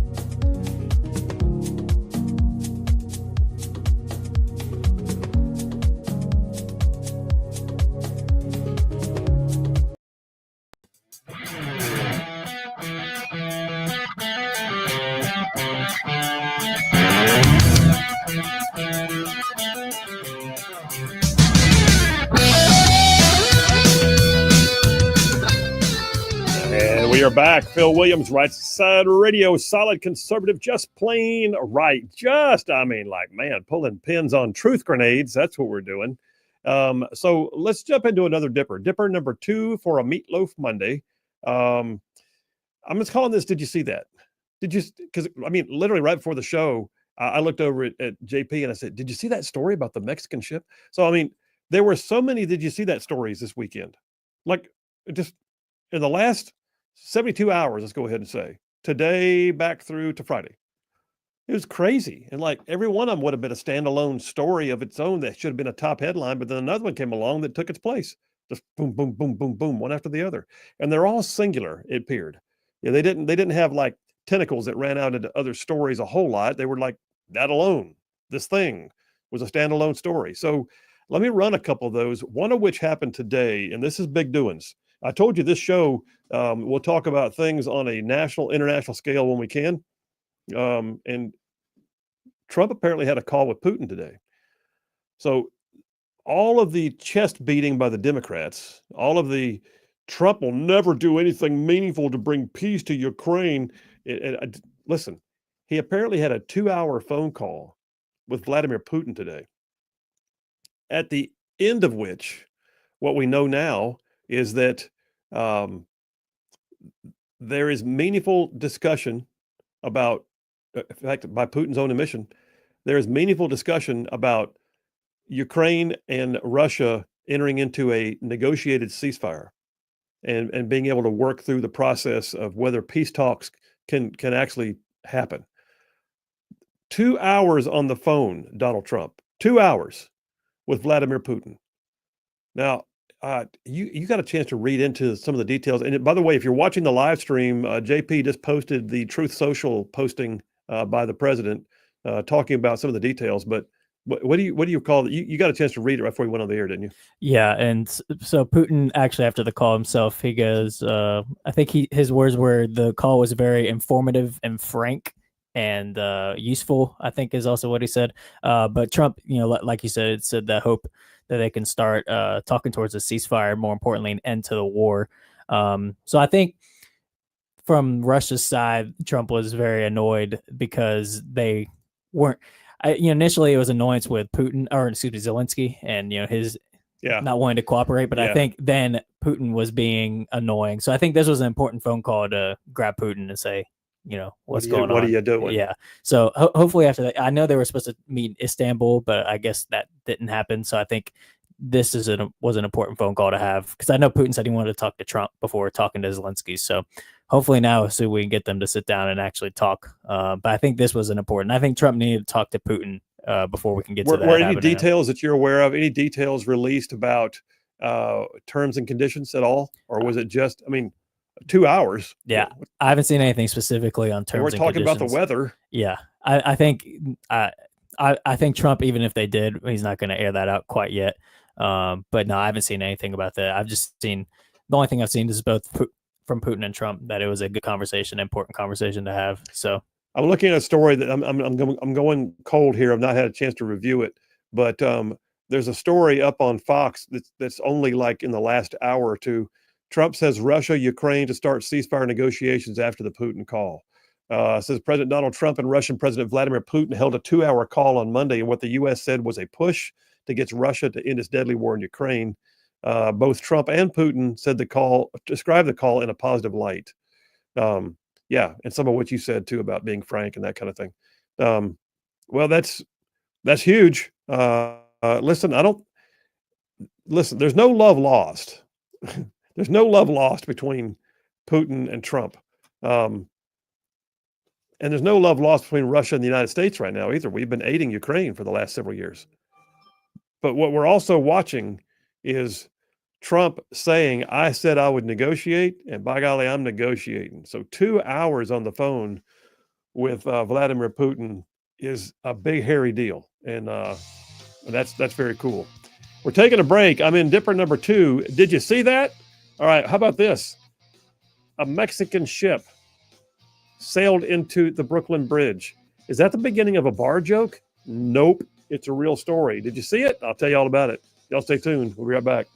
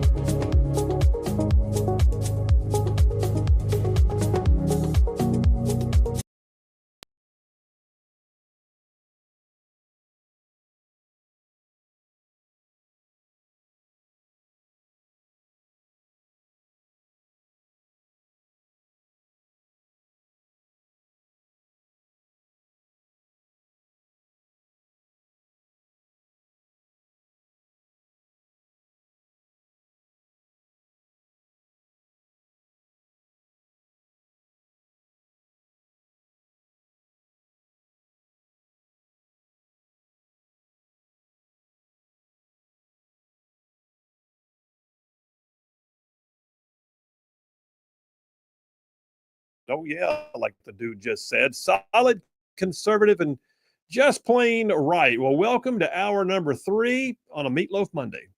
Hour number 3 on a Meatloaf Monday means you're one step closer to having meatloaf for dinner. Just saying. It's always about the food. And now I'm hungry. Hour number 3, I got a few more text messages. You had one on social media. What'd you say you had over there? Somebody streaming the show.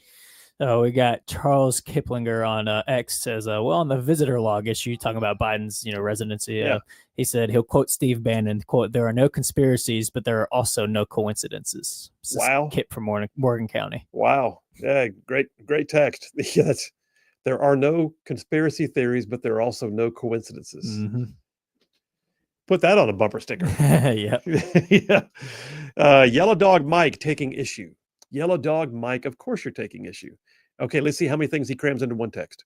Your constant bashing of Biden is disgusting. He has more class and integrity than Trump could ever hope for. Do you have no sense of decency? I got lots of sense of decency. I wish him well. Prayerfully. Hope he gets well. Guess what? He shouldn't have lied to us for 4 years. Notice none of this has been directly at Biden, but at the people around Biden. Yeah, that's a great point. So, we're calling out the people that exploited Biden. That's a great point. Steve from Huntsville says, Colonel, didn't Biden say we would cure cancer in a State of the Union address? I wonder if the timeline matches up with when he would have gotten the diagnosis. I don't know. Yeah, he had a thing. I think he called it the cancer moonshot. That's what they called it. He was taking the cancer moonshot, basically attributing to putting a man on the moon as being, that thing we overcame. Science, technology came together, and he was going to cure cancer. And I believe that's when he invoked the memory of his son, Beau Biden, who died of brain cancer. But yeah, he did. All right. This dipper I'm doing right now is called Did You See That? And the series of stories we had that were all like, what? Did you see that story? I mean, this is the kind of Charlene and I have these conversations about a half a dozen times a day. Hey, honey, did you see that story? Or she'll say, hey, did you see what General Keane said? Or I mean, she does this. She's like my radar sometimes on stories because she'll point out things to me I didn't even see yet in the news. But here's one I did see. And if you got a video, you got the video of it? All right. JP is going to put it up for you live streamers who watch on rightsidemedia.org or whatever other of the video sourcing we have. NBC News is where I pulled this one. Did you see the story about the Mexican sailing ship? This is no small ship. It's a 3-master, large-scale sailing ship. It's a ceremonial. I get it. You want to make jokes about the Mexican Navy still using sailing ships? No, it's a ceremonial ship, but it's beautiful and it's big, and it sailed right into the Brooklyn Bridge and snapped all 3 masts off. Apparently, the masts were upwards of 160 feet tall. The bridge was 148 feet above the water. Do the math. They apparently didn't do the math. We don't know what happened. There's something about the ship was drifting backwards. Somebody said that their engines got stuck in reverse. I don't know. All I know is if you watch the video right now of it careening into the bridge and then drifting up against the pier, I think that's Navy Pier in New York. You look at this and go, what in God's name? But the thing is, right as they were about to hit the bridge, I mean, there's 277 people on board. This is a big ship. There's 277 people. The crew was all lining the booms and bows of the mast. They were lining it in ceremonial fashion. It had lights on all of the masts and the sails, and it just drifted right into the pier, snapped them all off. And what we do know is 2 people died from their injuries. It was knocking people off the mast. I mean, listen, that's a big fall. But the crew, I think there were 19 that were hurt, 2 were killed. And at the same time, you look at it and go, you're coming down river in New York Harbor with a giant Mexican flag flying on the back of your ship, blasting the Mexican national anthem, and then you run into the Brooklyn Bridge. It almost feels like a metaphor for Mexican-American relations right now. I saw plenty of that on X. It just does. So you look at it and go, my gosh, did you see that story? If you haven't seen it, the video was playing a moment ago, and you can find it anywhere on social media right now. But it's a crazy story. I do know this. it's a ceremonial ship, and it's not uncommon because there's so much to teach about seamanship that you're not going to get if you just get on board a modern vessel, crank it up, and go. And so even I think the U.S. Coast Guard uses sailing ships to some degree for training. But this one is actually a ceremonial ship, and it was in New York Harbor or on the river for the purpose of getting ready for next year's 250th celebration of the United States. So Mexican ship, giant Mexican flag, sails into the Brooklyn Bridge while getting ready to celebrate the United States. There's so much you could do with that. You could almost make like an entire South Park episode out of that. Don't you think? There's a lot of material there. There's a lot of raw material there. Did you see that story? There it is. Here's another one. Did you see this story? Totally separate subject. Did you see this story? 7 fugitives remain on the run. There were 10 inmates who broke out from a New Orleans jail. And this was not like they bum rushed the guard and knocked him down while they were out on a work detail. No. These are 10 people with like murder, domestic abuse, burglary. I mean, these were violent criminals. And they somehow or another were all able to be in the same cell where someone had removed the sink from the wall, broken through the wall, created an escape hole, and they climbed out. Was it a sink? I heard it was a toilet. It was one of the other thing. Well, it's one of those jail things, believe it or not, where it's all stainless steel. The toilet is the lower part, the sink is the upper part. So where you and I see the basin for the flush mechanism, that's actually a sink. Yeah. So you straddle the toilet to brush your teeth, I guess. Yeah. But even still, they moved it and they got out. There is strong belief that there was an inside job. Like, how did the guards leave them alone for that long a time? There was something about the guards went to quote unquote get some food, and it was like 7 hours of time that these guys had a chance to get together. Video cameras captured the 10 inmates breaking out of the cell, running from the Orleans Parish Justice Center, which is the main jail. It's the main jail in New Orleans.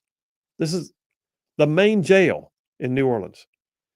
They scaled a fence. They used blankets to protect themselves from the barbed wire, ran across the interstate, changed clothes, and then a female civilian employee was monitoring the pods, had quote unquote stepped away to get food and missed the getaway. Okay. Pretty sure she's being questioned. Are you putting the video up right now? Look at you. Yeah, so JP's got the video of them running away. The gaping hole was used by the escapees, appeared to have been hidden behind a toilet. There it is. Inmates wrote, "Too easy, LOL," and "We innocent," among other things. They wrote on the wall as they left.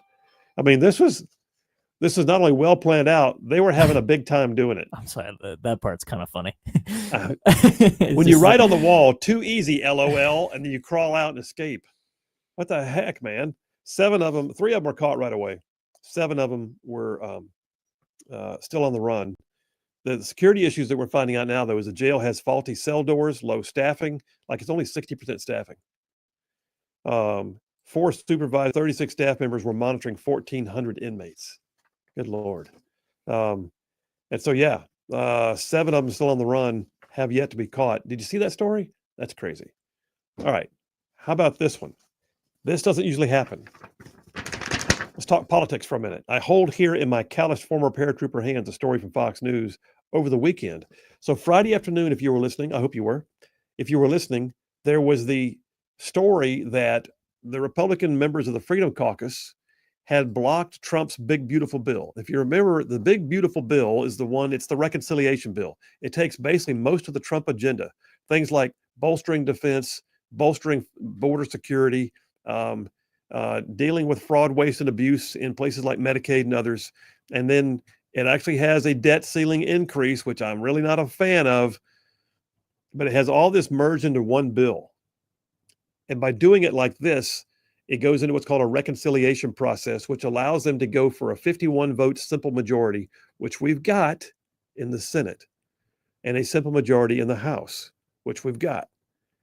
If we break it all down and do separate bills, then because we're outside of the reconciliation process, we get stuck with having to have 60, and we'll never get it from Schumer's people. We'll never get it from Hakeem Jeffries. So the big, beautiful bill, they call it, got jammed up on Friday. Well, you love to see government actually going to work. I don't mean like working. I mean just going to work. There's a lot of talk, and at state government, I saw it all the time. You guys don't do anything. Well, where were you? We were there all night in the chamber during filibusters. So, I mean, they're working. But a story came out. This is a very rare thing.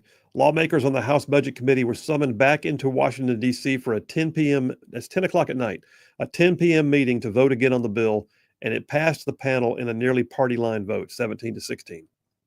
So basically, we got the bill out of committee. What they're saying right now is because Speaker Johnson was able to basically cajole people into getting on board, finding the concessions they could make without losing the purpose of the bill, and get it done. He said he had productive discussions with the people who were holding out. It worked out well. They're moving it to the floor. They still got to get some people in line for final votes. But what it bottom line means is they're looking at trying to have a bill through both the House and the Senate for Trump to sign by 4th of July. And if we do, then we're looking at the Trump tax cuts being extended. We're looking at bolstering the ability to secure our southern border. We're looking about increases to defense, and that's all good stuff. That happened this weekend. That never happens on a weekend. 10 o'clock at night, it happened on the weekend. And now we're moving forward on a Monday. That's good stuff. We'll take a break right now. I'll come right back. I got a few more of these. Like, did you hear about the bombing in Palm Springs? Did you? If you didn't, I'm going to tell you about it. And then what's happening in Israel? I'll tell you. Did you see that story? Phil Williams, Rightside Radio. Y'all stay tuned. We'll be right back.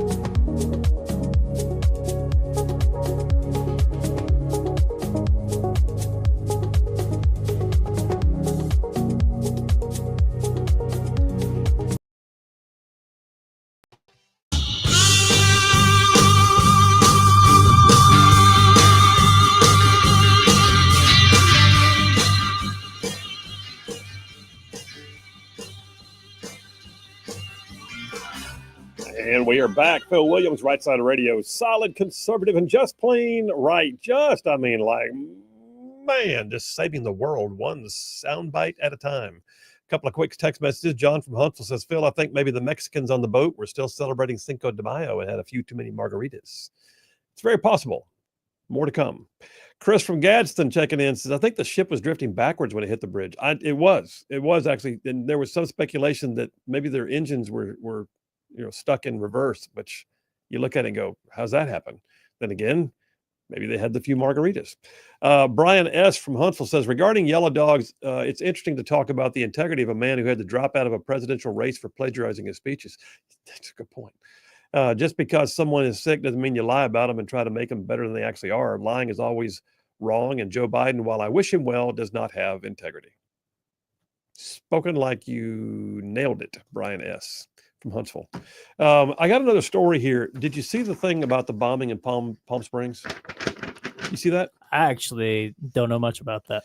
I saw the headline, but that's about it. So it's a wild story. The first thing I saw was I thought, oh, somebody bombed an abortion clinic and it's going to be a radical Christian nationalist. No, it was an IVF clinic. It was an IVF clinic, and apparently it was targeted because it was an IVF clinic, because that's technically a pro-life measure. It's allowing people an opportunity who couldn't otherwise have a child. And we're learning some things about the bomber now. And by the way, this was a show enough bomb. Like it did some devastating damage. And the bomber we now know was a guy. You see the story? The guy's name was Guy Edward Barkus. He was young. He's from 29 Palms, California. The bomb went off at a fertility clinic in Palm Springs, California. It was his car. It was a car bomb. Blew up his car, apparently killed himself in it. There's some belief he may have been trying to live stream himself blowing it up. But what we're learning about him is a bit whacked. Like, okay, well, he was doing car bombs, so he's already whacked. We know that. Somebody who does a car bomb on IVF facility. That's not a stable person. I get it. But this guy, by the way, nobody else, he's the only one that was killed, but he did do massive damage. You could feel it like 2 miles away. The interesting dynamic is he was doing it to stop people from having children. Mm-hmm. He was what they call a nihilist. In fact, Robbie Starbuck put up a piece on him. I am going to tell you right now that I do not have anything to attribute this to. I am not looking at anything except Robbie Starbuck's post. If Robbie Starbuck or anybody else has the actual social media postings that say, here's what it was, then please give us the sourcing documents. But I do believe that Robbie Starbuck is nailing this. I think it's true. He said the bomber is a guy named Edward Barkus, or Guy Edward Barkus. He's part of an anti-natalist cult who believes it's wrong to have more children. He left behind a website, I guess, that says he's an abolitionist vegan. Okay, he's reaching for all of the great moments here. He's an abolitionist vegan, an atheist who prefers Satan over God, and then he calls himself an elfilist, as in elves. Like, I guess he's into elves. I don't know. He's an elfilist. He talked about sterilizing the planet of the disease of life. His absolute ideology hates pro-life people. This was his attempt to kill as many babies as he could by taking out an IVF clinic.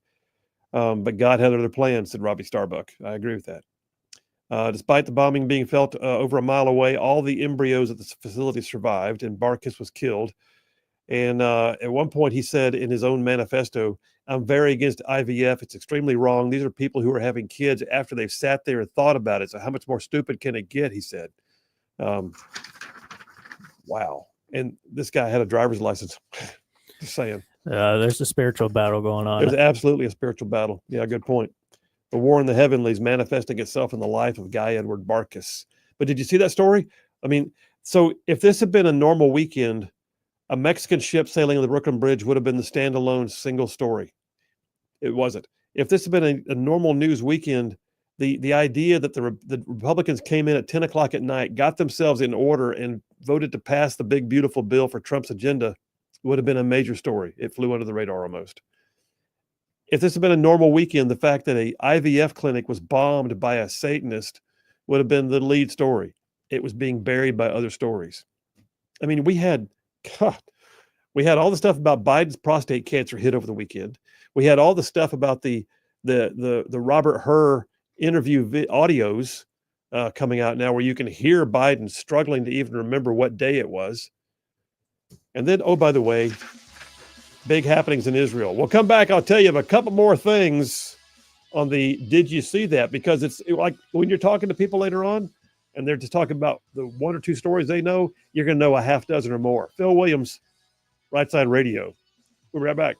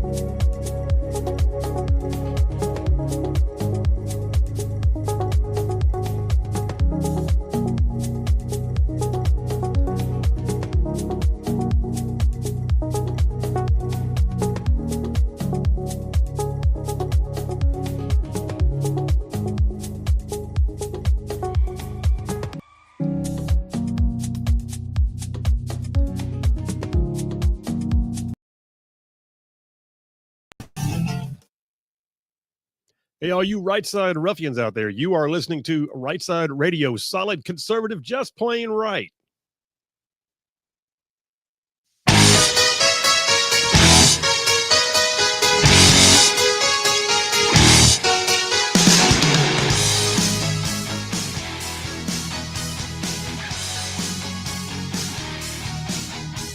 And we are back. Phil Williams, Right Side Radio, solid conservative and just plain right. Just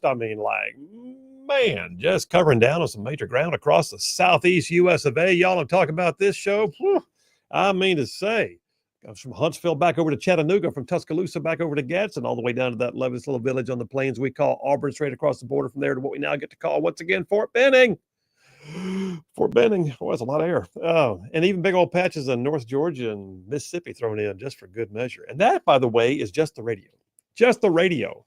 That doesn't include all of our podcast audience, the people who live stream the show every single day. And we love you and we thank you. And we appreciate the fact that this audience is giving this show life. And so thank you very much. I got to make an announcement, a shameless plug, if you will. Not afraid to make the shameless plug. So, you know, at Rightside, we got a lot of stuff going on. So Rightside Media is the parent company. Rightside Radio is only one of our productions. 5 days a week, 3 hours a day, all the prep work in advance, the posting thereafter. I'm talking about a lot of stuff for Rightside Radio alone, but we also have a whole bunch of other stuff. Like we got 5 video podcasts that are going right now. 3 new editions just popped out. We got Right Click with Birdman. We got Out of Right Field with JP. And we got The Controversial Mom with Emily Jones. And here's the deal. Coming up tomorrow night, we are excited to announce a brand new long-form podcast. It's called the Just Right Podcast with Phil Williams. It gives you an opportunity to get deep dive conversations with the coolest people. The very first episode, Jared Hudson, former Navy SEAL, who's battling human traffickers now, talks everything from time in the SEAL teams, deployments downrange, fighting human trafficking, and faith and family and all of it. And what's it like, oh, by the way, for a Navy SEAL to be the daddy of 2 little girls? I mean, it's a great deep dive into the human nature of the kind of person that does the kind of things he does. And I love it. Also a great conversation between the both of y'all about faith and how it played a role during y'all's time in the military. Great conversation there. Cool. Very balanced and great podcast, I'd say, all around. Thanks, man. Well, appreciate that. Listen, the production quality is amazing. We're super excited about it. The Just Right podcast comes out tomorrow night. We got 3 in the can already, so you'll have one every Tuesday for the next 3 weeks. And yeah, pretty stoked about it. Here's a special we're doing just to thank all of y'all that I know are going to be tuning in. You can go to our rightsidemedia.org website. We have a store where you can buy coffee mugs, t-shirts, hats, all that. We're doing a promo code, Just Right. If you use the promo code Just Right, everything's 10% off. Just across the board. We were talking at a staff meeting the other day, and I said, "What can we do, man? Let's give the audience something." So we said about promo code, give them all a discount. So you want coffee mugs, t-shirts, all that kind of stuff. We're slapping a 10% discount on there with the promo code Just Right in honor of our new Just Right podcast. Comes out tomorrow at 6 p.m. Go buy some merch. Let me get a couple more things here on the Did You See That category. So did you see, which one do I want here? I'll do this one. Did you see, because by the way, had this been a normal weekend, this would have been a standalone story by itself. But right now, Israel has launched a major offensive into Gaza. That whole thing about, ceasefire while we're waiting on the hostages to be released, and they dribble out one every couple of weeks. You know what? Done with that. So the IDF, the Israeli Defense Forces, launched a major set of airstrikes and ground offensive to literally say they say this is the one. They're eradicating Hamas from the face of the earth. I mean, this is scorched earth. They are going in now and they're saying they have eliminated dozens of terrorists, dismantled terrorist infrastructure sites above and below ground, and are currently deploying to key positions within Gaza. And the Israeli Defense Minister, Israel Katz, said, the heroism of the IDF soldiers and the unity of our people and the determination of the political echelon increase the chances of the return of hostages as it was then and as it is now. That's a great phrase, and I'm sure that there's some messaging in the way it was worded. But the bottom line is this. The war in Gaza has reached a new level. All right. The war in Gaza has reached a new level. As if it wasn't rough enough, Israel has said, yep, we're done. It says the new offensive will not stop until Israel has accomplished its aims of rescuing the hostages or having them returned, and until Hamas has been completely dismantled. That is a news story by itself. And then there's this one, and I'll end with this. I hold in my calloused former paratrooper hands. Daily Wire has a story about Iran. Now, listen, experts say that Iran is within days at most, or at least, let me rephrase this, weeks at most, days potentially, of having a nuclear weapon. Their uranium enrichment has reached that level where all they got to do is step up their centrifuge capabilities, and they may very well be able to field a nuclear weapon. Now, the deployment of it is still an issue, but I think you have to watch and say, it's not just whether they can fit that thing on a missile and make it work. You can man-pack that thing across the border. You can drive it somewhere. You can sell it to a terrorist organization. Or for that matter, you don't even have to do all of that. You can start loading some of your existing ballistic missiles with enriched uranium that may not be nuclear weapon capable, but they could certainly create a dirty bomb yesterday. Well, there's talk about whether or not Iran would come to the table. There's even been some discussion today about whether Iran would be willing to have negotiated discussions with the Trump administration. I've got a story right here on Fox News that says the Iranian president calls for negotiations and dialogue as nuclear talks continue. Okay, that's interesting. Trump the other day when he was speaking in the Middle East. I mean, this is, as far as foreign policy goes, this is a story by itself, and yet there are so many stories in one weekend, it was being buried. The Iranian president, Masoud Pezeshkian, spoke over the weekend, reiterating Iran's commitment to dialogue and desire for a civilian nuclear program. So they didn't release it. They didn't say no. They just said, we'll talk to the U.S. after Trump had just finished saying, we wish the Iranian people well, but we will not allow them to have a nuclear device. I would like for Iran to be successful, he basically said. But I'm not going to stand by while they develop nuclear weapons. So we're looking right now at whether or not there will be negotiations. Meanwhile, story on Daily Wire from this weekend. The Iranian Supreme Leader, Ayatollah Ali Khamenei, slammed President Donald Trump in front of a crowd that was shouting death to America in recent comments as the U.S. is trying to negotiate a new nuclear deal. Khamenei accused Trump of lying about attempts to bring peace to the Middle East. Supreme Leader also referred to Israel as a cancerous tumor that needs to be uprooted. Sound like peace talks to you? Not really. Khamenei said, Iran intends to increase our power. He said, one can use power for peace and security. This is why we will increase our power and the power of our country every day. Listen, there's a lot of reason to believe that the power base in Iran is in a world of hurt right now. There's a lot of reason to believe that the man on the street is sick to death of the Ayatollahs. But the Ayatollahs also rule with an iron fist. So the question is going to be, is there something that can be done that puts the power back in the people on the street to take back their country? At the same time, what's going to happen to prevent Iran from going nuclear? And it's a tenuous situation. This is both statesmanship and brinksmanship. This is foreign policy being executed in such a way that you have to look at it and go, my gosh, if Biden was still in office, all they'd be doing is flying pallets of cash over there and saying, please be nice to us. We'll try to be nice to you. But right now we're dealing from positions of strength. So on the one hand, the Iranian president says today, we'll be talking, while the Ayatollahs are saying, death to America, and we intend to grow stronger. That's a mess. That's an absolute mess. All right, listen, the bottom line was I had to run those stories for you because every single one of those is a water cooler conversation. If you're sitting around at work and someone says, hey, man, did you see that? Now you have. You get it. You've seen it. And I'm just telling you, every one of those would have been a standalone top-tier headline buried by the next story in a weekend that was so filled with news you couldn't hardly keep up. That never happens on the weekend. Couple of quick text messages. John from Lexington, South Carolina says it was almost Cinco on the Hudson. Cinco, get it? Cinco. Womp, womp, womp, womp. Give me a sound effect for that one, man. There it is. That very one. Thank you, John. Scott from Somerville. Irrelevant to the topic. So why are you sending it to me, man? Oh, no, I'm not. I don't. No, stop. Just listen. He thinks I look like a pro wrestler. I don't see it. I don't see it. I have better hair. Yeah.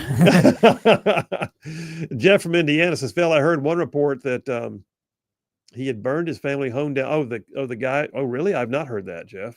But you know what, though? It sounds like he was a troubled individual. He was young, too, by the way. He was like in his early 20s. The guy that bombed that IVF clinic. How do you get that disturbed that early, that deep into a cult that is so nihilistic that it believes that killing embryos is the right way to do things to keep people from having babies? That's whacked. And oh, by the way, it's gonna disappear soon because it doesn't fit the narrative. Yeah, I didn't even.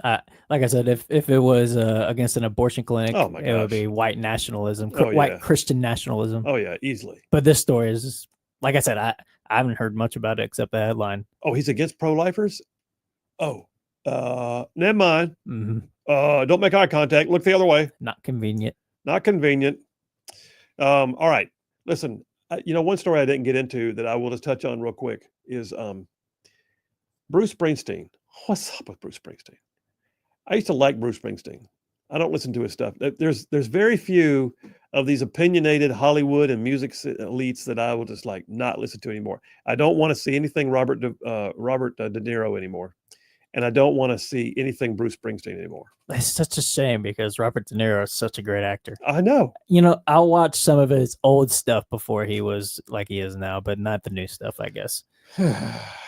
So you go pre-woke into De Niro. Yeah. So like I guess if I'm watching something that's post his liberal craziness era, it's like I'm rewarding this version of Robert De Niro, but I guess I see the old version of that's when he was still okay. I guess I'm just trying to cope with the fact that I love his movies. So are you talking to me? Yeah. Are you talking to me? Yeah. Yeah, I mean, it's a mess. But Bruce Springsteen, apparently, and Trump hit back at him, called him a dried out prune and all that kind of stuff. But apparently Springsteen did a concert. He was out of the country somewhere. Was he in England? Where was he? I don't know. But he did a concert outside of the country and then ripped his own country on a foreign stage and ripped Trump and thought it'd be cool. But the karma piece was when he fell down on the stage a few minutes later. Did you see that? Yeah. Like literally just crashed out on the stage. Total like Biden flop. Just like Biden flop. Did I coin a phrase? Biden flopped on the stage right there in front of everybody. So yeah. It's like one of my favorite artists is Roger Waters of Pink Floyd, and now he's just a maniac liberal, and it's just so disappointing. He's like 82, and it's just like, just shut up, dude. Just go to you're ruining your classics right now. Just go be. Stop talking. I feel certain that if all the members of Leonard Skinner were still here, they'd be Republicans. I'd agree with that. Just saying. Take me to a break, JP. We'll take the last break of the day on a Meatloaf Monday. Come right back and wrap it for the day. Phil Williams, Rightside Radio. Y'all stay tuned. We will be right back.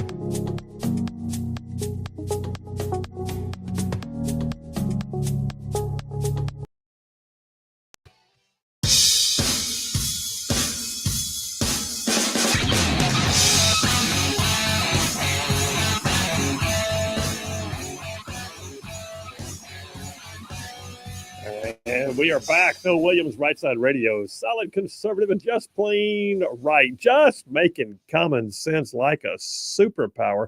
And what may be one of the strangest things I have ever seen, I was just watching on the screen. JP, I don't think you had a chance to see it because it was going off right as you turned around. But there was a grouping of world leaders, and the Turkish president, Erdogan, was sitting there in a chair, and French President Macron walked up to him, and they shook hands. And then Erdogan grabbed one of Macron's fingers and wouldn't let go of it. And you could see Macron trying to pull his hand away, and Erdogan wouldn't let go of his finger. It's like, what is happening right now? It was like, it looked like a grandfather playing with the grandkids. It just bizarre. It was really bizarre. A couple of quick texts, and then I'll go to the phones. Badger from Athens says, Karma got to Springsteen just like it got to the Dixie Chicks, are about the same thing. There you go. John from Huntsville says the grades are in. He says JP Phil and Wolverine Dan all get an A+ for their equally spectacular performances, but today's winner with an A++ is obviously Brian from Huntsville with the absolutely hilarious Biden joke. Yes, it was. Congratulations, he says. By the way, Phil, the local weather people are becoming more sure that some extremely severe weather, including the possibility for long track tornadoes, may happen tomorrow. Oh, wow. Did not know this. We should check with brother the meteorologist. Yeah, apparently it's North Alabama, Huntsville. So really? Okay. All right. Let me go to the phones. Jeff Rowe from Indiana. Hey, buddy, how are you? I'm doing real well. I'm almost through the mess here. Wow, good for you, man. Well, it's certainly better weather today than you would have had if you'd been driving on Sunday and Saturday. It was a mess. Oh yeah, it was a mess. Well, speaking of mess, what do you think about all the stuff we talked about? The who knew what and when on Biden, and then also some of the crazy stories on the Did You See That segment? Well, can you imagine if the shoe was on the other foot right now? You know, everybody's trying to be cordial to Biden and stuff. Yeah. Just imagine what the left would be doing if this was Trump that would have the cancer. Oh, they'd be asking for him to die tomorrow. They'd be praying for his demise. Yeah, there'd be parades. There would be. I mean, it would blow your mind. These people would come out of the woodwork, you know. And and I have no, I have no love lost for Biden. I personally think he was a traitor, and he's probably, this is kind of his. Since they couldn't get him judicially, I think it's kind of his just rewards from the Lord. So. Well, I can't help but wonder. But you know what's also crazy is, it's not like stage 4 cancer already metastasized to the bones just came up in the last 110 days. I mean, there's no way. This had to have been there for a while. Yeah, it's going to be amazing what we find out eventually out of just what the Biden administration was all about and who did what and what did when, and it may be 10 or 15 years from now, but it'll eventually come out. Well, I hope it comes out sooner than that. So some of these people actually, I mean, there's going to have to be some punitives here. There got to be maybe some jail time at the very least. Some serious repercussions have to be brought to bear. Yeah, I mean, I'm thinking about all the traitors that were, judicially executed in the past for being, doing things against the United States that was so far less than what Biden has done to, to this country for it's going to be decades and maybe even centuries. It's going to be putting it back that they're just turning over in their grave that he was never brought to justice like they were. Well, and I look at the things like, we got about a minute here left, but I look at things too, like the January 6th Commission and how they just excoriated. I mean, like they ruined people's lives. And meanwhile, they're in there using the auto pen with reckless abandon and just running the country without being elected. It's just a madness. Yeah, and like I say, this needs to be, we can't just sit back and let this happen and not be no repercussions for it, because I mean, you talk about insurrection. That was an insurrection. I mean, there's a Star Trek episode that goes along with this exactly, where the guy that was supposed to be the Fuhrer was controlled by his underlings and drugged and everything, and he wasn't running anything. So, well, I believe it, and I think that's where we were. All right, brother. Hey, listen, the music's about to kick in, but you be safe on the road. Let's talk tomorrow. All right. All right, buddy. You have a good one. You too, man. See ya. Jeff from Indiana.